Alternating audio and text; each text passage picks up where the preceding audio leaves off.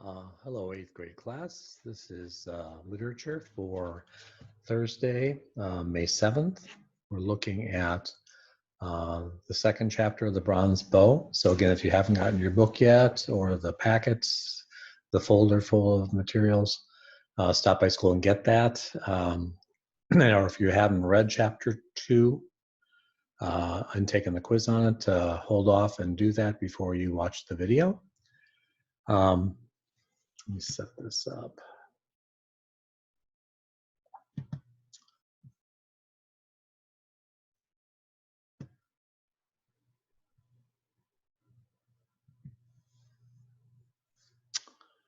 Let's see, is that it?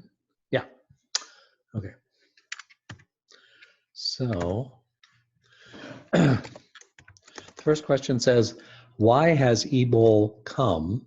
Ebol is another member of Rosh's gang with a message. Rosh has a job for him and Daniel.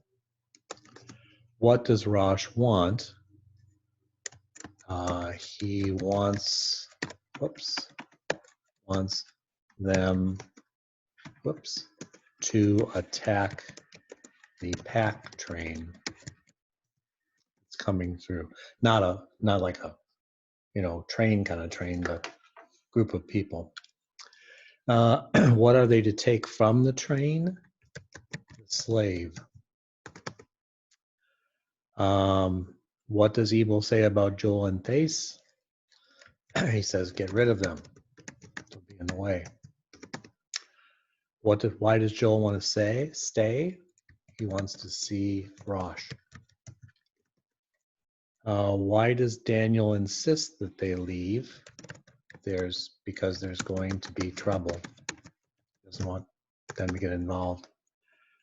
Why does Joel say he will stay? Joel says Daniel doesn't own the mountain. What does Daniel remind Joel of? Daniel says, what about your sister? If there's trouble, what about her?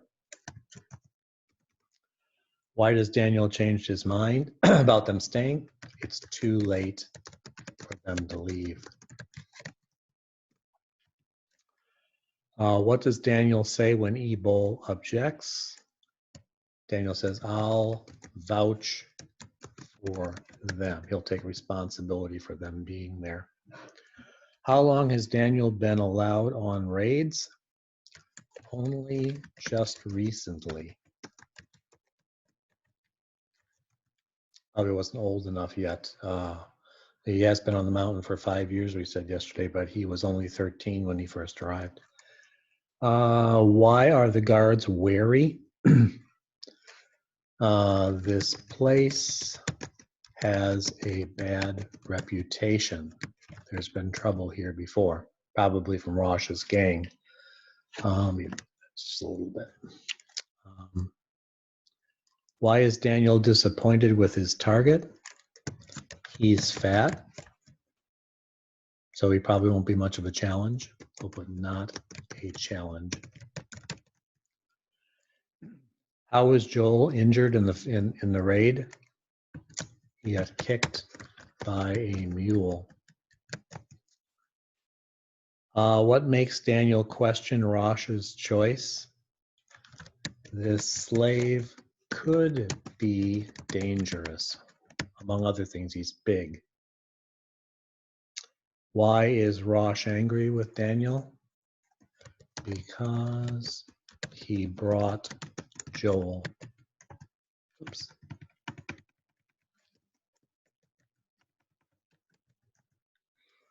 What does Daniel tell Rosh? He says Joel, is a new recruit. Why does Rosh welcome Joel? He hates Romans. Joel does. Why does Rosh say Joel has to say now? Because of all he has seen. He knows some of the secrets of the gang. What does Joel respond? Promises not to talk. Why is Daniel jealous? Rosh hasn't praised him for his role in the raid. Why are Rosh's men wary of the slave?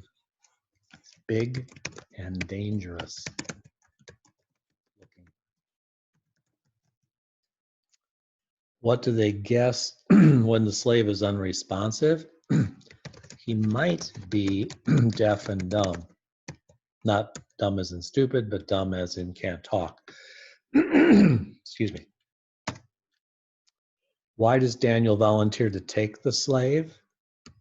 No one else does. Trying to earn points with Rosh to a certain extent.